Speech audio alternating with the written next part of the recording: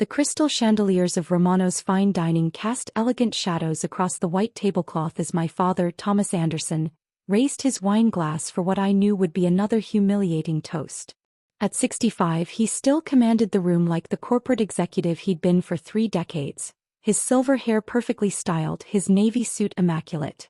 The entire Anderson family had gathered at the most expensive restaurant in downtown Seattle to celebrate his milestone birthday. "Before we begin dinner," Dad announced, his voice carrying that familiar tone of authority that had intimidated me since childhood, "I want to address something that's been weighing on my mind." My stomach dropped. I should have known this was coming. Dad never missed an opportunity to remind everyone of my apparent failures, especially at family gatherings. I sat quietly at the far end of the table, wearing a simple black dress I'd bought at Target 3 years ago. The same one I wore to every family event because it was the only nice outfit they'd ever seen me in. "My daughter Maya here," he continued, gesturing toward me with his wine glass, "is turning 31 next month, and I have to say she's still a disappointment after all these years." The words hit like a physical blow, but I kept my expression neutral. Around the table, my brother David, Dad's golden child and current VP of Anderson Holdings, smirked while adjusting his $300 tie. My sister-in-law Jennifer nodded sympathetically, her designer jewelry catching the light as she reached for her champagne flute. Even my elderly Aunt Margaret, who usually stayed out of family drama, looked down at her plate uncomfortably.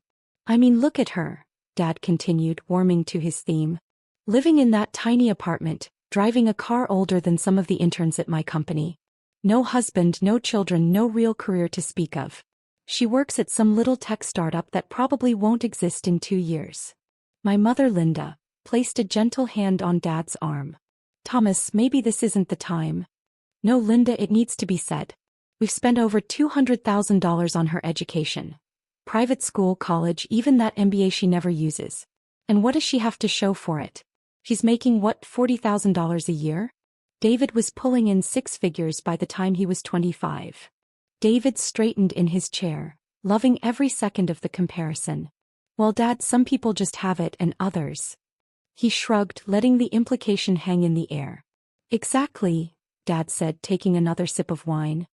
"I keep thinking she'll eventually grow up, get serious about her life. But here we are and she's still playing around with computers like she's in high school." The other diners were starting to stare. Romano's was the kind of place where conversations were typically conducted in hushed, refined tones. But my father's voice was carrying across the entire dining room, and I could feel the heat of embarrassment burning my cheeks. "I've tried to help her," he continued. "Offered her positions at Anderson Holdings, introduced her to potential employers, even offered to co-sign on a better apartment. But she's too proud, too stubborn to accept help from family." What he didn't mention was that every offer came with conditions that would have turned me into his employee rather than his daughter. The positions at Anderson Holdings required me to start in the mailroom despite my MBA. The apartment he wanted to co-sign for was in the same building as theirs, complete with his specifications for how I should decorate it. And the potential employers were all friends of his who expected me to be grateful for whatever scraps they threw my way. "Maybe if she'd listened to us about marrying Robert Patterson," Jennifer chimed in, referring to the son of Dad's golf partner. "He's doing very well in real estate now." "Robert Patterson, who got arrested for embezzlement last year?" I asked quietly. Jennifer waved dismissively. "Those charges were dropped. Because his father paid off the victims," I replied. "See?" Dad said triumphantly. "This is exactly what I'm talking about. Always argumentative, always thinks she knows better than everyone else. No wonder she can't maintain a relationship." The waiter, a young man named Carlos who'd been serving our table all evening, approached cautiously. "Excuse me, is everything all right here? We've had some concerns from other guests about the volume." "We're fine," Dad snapped. "This is a private family matter." Carlos nodded and retreated, but I caught his eye and gave him a small smile. He looked relieved that at least someone at the table wasn't completely awful. "The point is," Dad continued, his voice only slightly lower, "at 31 years old, Maya should be contributing something meaningful to this family's legacy. Instead, she's a drain on our resources and an embarrassment to our name." "I've never taken money from you," I said quietly. "What about your college tuition?" What about all those years we supported you while you were finding yourself? What about the emergency loan when your car broke down last year? The emergency loan. He'd held that $1,200 over my head for months, despite the fact that I'd paid him back with interest within 6 weeks. It was the last time I'd ever asked them for anything. You're right, I said, reaching into my purse. I have been disappointing. I should have been more transparent with my family about my life. Finally, David muttered. A little self-awareness. I smiled and signaled to Carlos, who was hovering near the kitchen door. Excuse me, Carlos? Could you bring the folder from the manager's office? The one I left there earlier. The table went quiet. Dad frowned, clearly not understanding what was happening. Maya, what are you doing? Just getting some paperwork I need to show you, I said calmly. Carlos disappeared into the back of the restaurant and returned a moment later with a manila folder, which he placed in front of me with a slight bow. Here you are, Ms. Anderson. Or should I say Ms. Romano? The color drained from my father's face. What did he just call you? I opened the folder and spread the contents across the white tablecloth. Property deeds, business incorporation papers, financial statements, and contracts, all bearing my name as owner and CEO of Romano's Fine Dining Group. Maya Romano Anderson, I said, standing up slowly. Though most people in the restaurant industry know me simply as Mr. Anderson. I've been using my middle name professionally for the past 8 years. The silence at our table was deafening, but I could hear the normal conversation from other diners continuing around us, blissfully unaware that my family's world was imploding. This is impossible, Dad whispered, picking up one of the property deeds with shaking hands. You can't own this place. You work at a tech startup. I do work at a tech startup, I confirmed. Tech startup. Romano's Restaurant Technologies. We develop ordering systems, inventory management software, and customer relationship platforms specifically for high-end dining establishments. Our biggest client is Romano's Fine Dining Group, which I also happen to own. Jennifer was frantically scrolling through her phone. David, look this up. Search for Romano's Fine Dining Group ownership. David's fingers flew across his screen and within seconds his face went pale. Holy shit. Maya, you actually own this place. I own this place, the Romanos in Bellevue, the one in Portland, and the 2 locations we just opened in Vancouver. 5 restaurants total, with a 6th planned for San Francisco next year. My mother was staring at the financial statements, her eyes wide. Maya, these numbers. Is this your annual revenue? $47 million last year, I confirmed. We're on track for $62 million this year. Not bad for someone who plays around with computers like she's in high school. Aunt Margaret was the first to recover her composure. How long have you owned these restaurants, dear? I bought this location 4 years ago when the original owner was going through a messy divorce and needed to sell quickly. The Romano name tested well with customers, so I kept it and built the brand from there. Dad was still staring at the papers, his face cycling through confusion, disbelief, and something that might have been panic. But your apartment, your car. You live like you're broke. I live within my means, I corrected. My apartment is small because I travel constantly for business and I'm only home a few days each month. My car is reliable and fuel efficient because I care more about functionality than status symbols.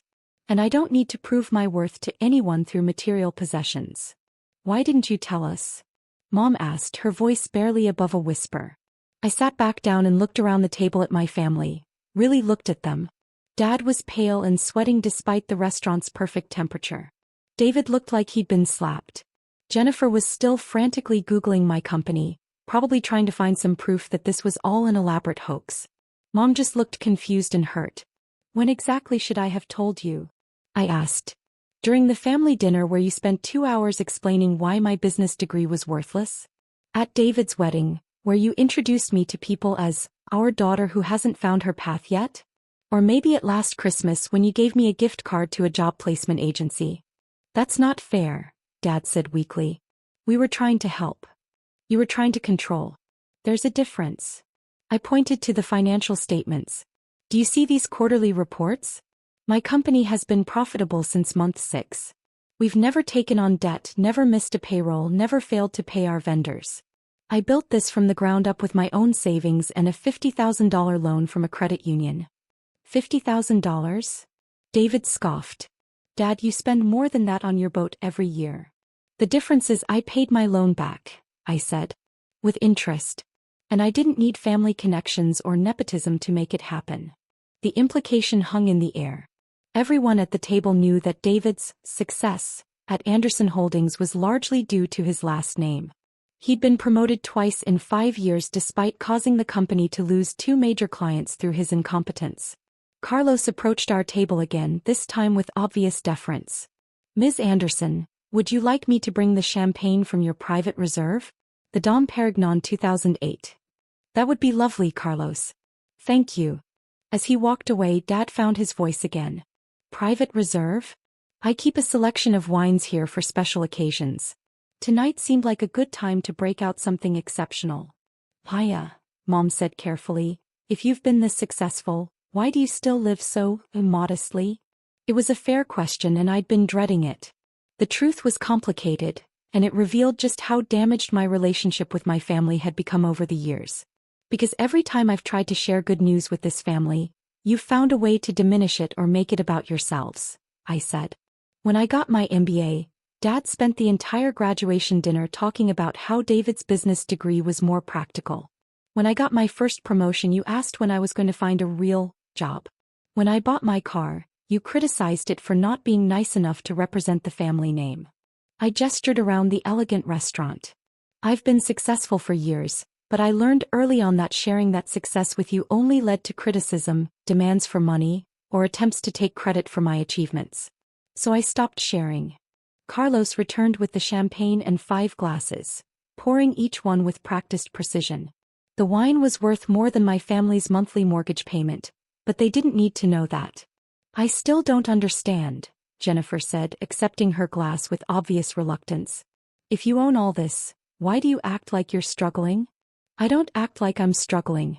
You assume I'm struggling because I don't flaunt my wealth. There's a difference. The truth was more complicated than that, but I wasn't ready to get into the psychology of growing up in a family that measured love by achievement and achievement by material display.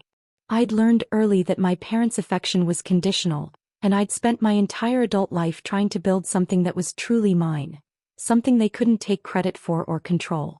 So what happens now? David asked, his voice small. It was a good question.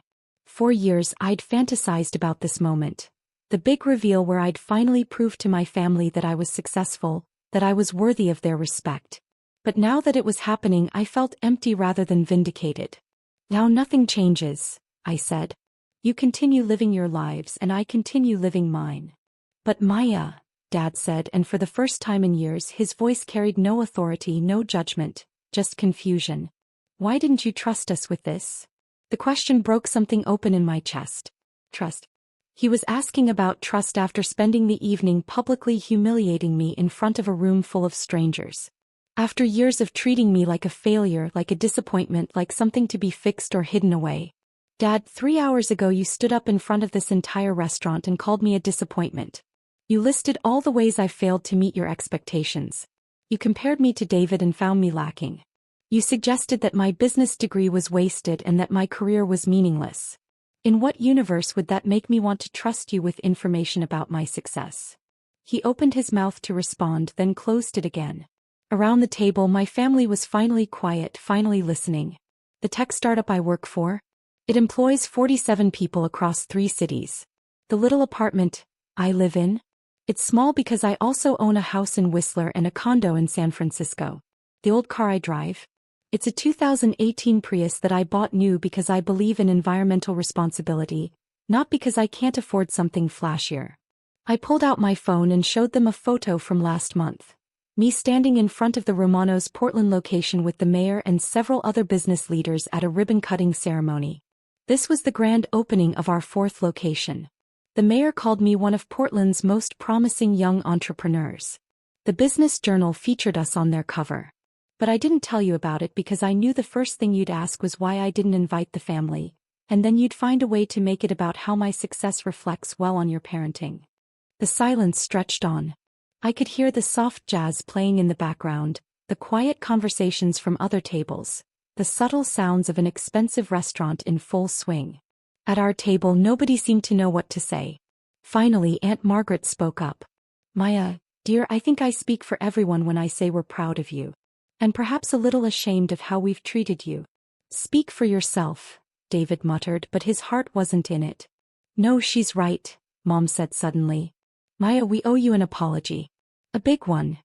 Dad was still staring at the property deeds, turning the pages like he couldn't quite believe what he was seeing. $47 million, he whispered. Revenue, I corrected. My personal net worth is significantly higher thanks to the property investments and the software licensing deals. How much higher? Jennifer asked, then immediately looked embarrassed. I'm sorry, that's none of my business. It's fine. According to my accountant, my net worth passed 8 figures about 18 months ago. David's champagne glass slipped from his fingers and shattered on the floor. 8 figures meant I was worth at least $10 million, possibly much more. It meant I was wealthier than our parents, wealthier than everyone at this table combined. Carlos appeared immediately to clean up the broken glass, and I used the distraction to study my family's faces. Dad looked like he was having some kind of existential crisis. Mom looked proud and hurt and confused all at once. David looked sick. Jennifer looked like she was rapidly recalculating every interaction we'd ever had. Aunt Margaret just looked sad. Maya, Dad said finally, his voice hoarse. I don't know what to say. You don't have to say anything. I didn't tell you this to make you feel guilty or to prove a point. Well, maybe a little to prove a point. But mainly I told you because I'm tired of pretending to be someone I'm not for your benefit. We never asked you to pretend, David started. Didn't you? I interrupted. Every time I've tried to be myself around this family, I've been criticized. I dress too casually. I work too much. I don't date the right people. I don't prioritize family enough. I'm too independent, too stubborn, too ambitious. So I learned to be quiet, to be small, to let you think I was struggling so you'd stop trying to fix me. Mom reached across the table and touched my hand. We just wanted what was best for you. No, you wanted what looked best to your friends. There's a difference. It was harsh but true. My parents had always been more concerned with appearances than reality. They wanted children who looked successful, who married well, who could be shown off at country club events and dinner parties. My actual happiness, my actual fulfillment, those were secondary considerations. So what happens now? Dad asked again. Do you hate us? The question caught me off guard. Did I hate them? I'd been angry for so long that it was hard to separate anger from hatred, resentment from genuine dislike. No, I said finally. I don't hate you. But I don't trust you either. And I don't need your approval anymore.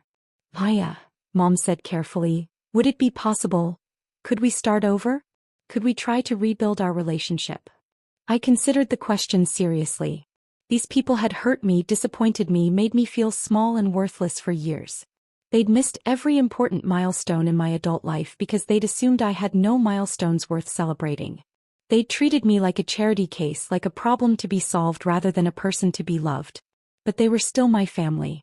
And despite everything, I'd spent years hoping that someday they'd see me for who I really was rather than who they thought I should be. Maybe, I said. But it would have to be different. No more lectures about my life choices. No more comparisons to David.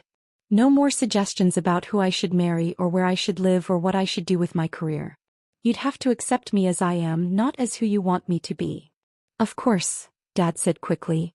Absolutely. And David would have to stop treating me like his incompetent little sister. David looked like he wanted to argue, but one look from Dad silenced him. Fine, he said grudgingly. And Jennifer, you'd have to stop making passive-aggressive comments about my lifestyle choices. Jennifer flushed red but nodded. And Mom, you'd have to stop trying to set me up with your friends' sons. But Maya, you're 31 and you really should think about settling down. She caught herself and stopped. Sorry. Yes, I'll stop. I looked around the table at my family. My complicated, frustrating, loving, impossible family. They were flawed people who'd made mistakes just like everyone else. The difference was that their mistakes had shaped my entire childhood and young adulthood. Okay, I said finally. We can try. The relief on their faces was almost comical. Dad actually looked like he might cry, which would have been a first in my 30 years of knowing him. But, I continued, it's going to take time. Years probably.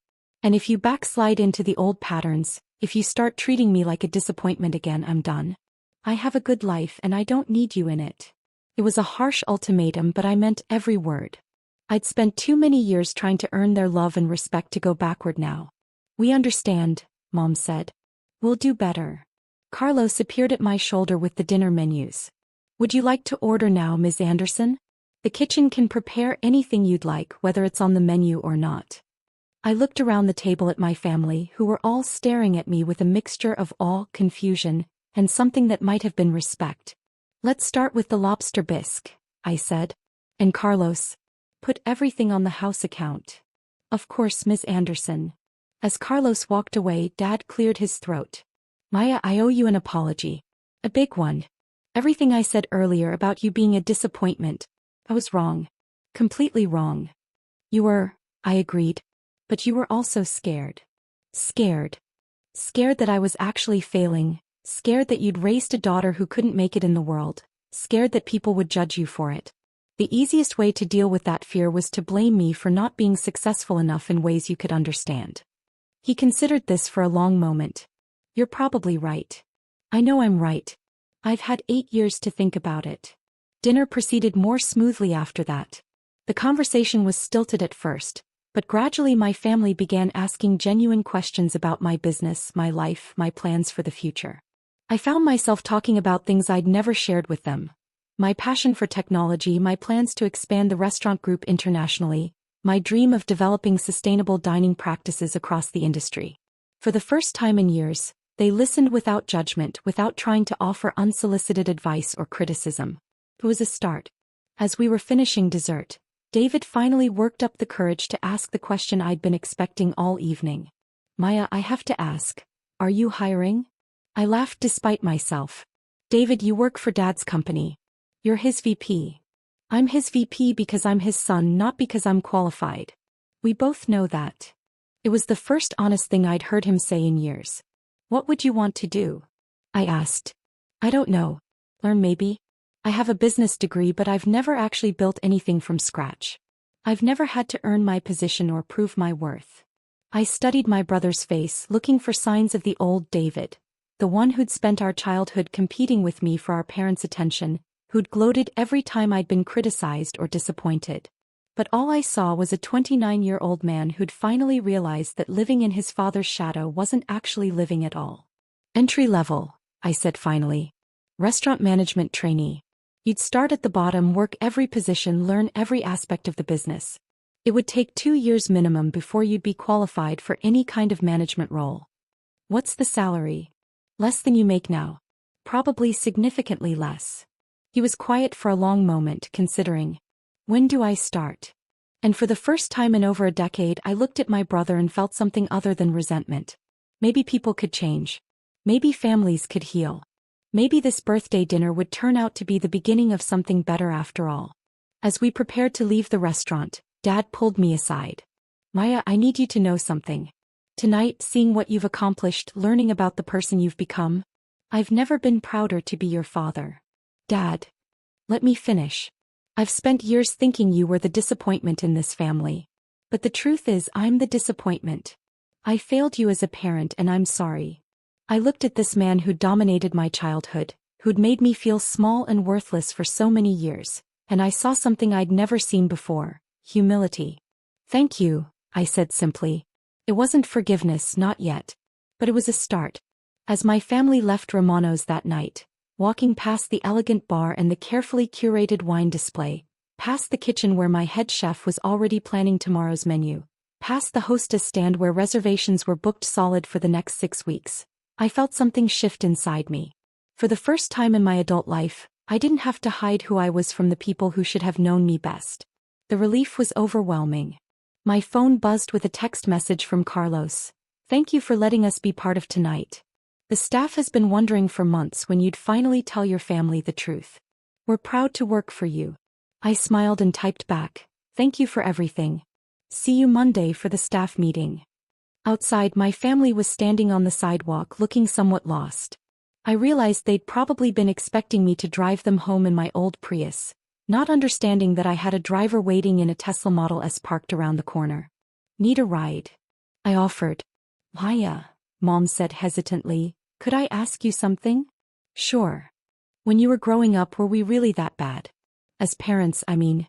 I considered lying, giving her the easy answer that would make everyone feel better. But we'd had enough lies for one lifetime. You weren't bad people, I said carefully. But you were so focused on who you wanted me to be that you never saw who I actually was. And that hurt. A lot. She nodded, tears in her eyes. I'm sorry. I know. We'll work on it. As I drove my family home that night, listening to them chatter about the restaurant, about my business, about the future, I felt something I hadn't experienced in years. Hope. Maybe we'd never have the kind of close, warm family relationship I'd dreamed about as a child. Maybe too much damage had been done, too many years had been wasted in misunderstanding and resentment. But maybe, just maybe, we could build something new. Something honest. Something real. And for the first time in a very long time, that felt like enough.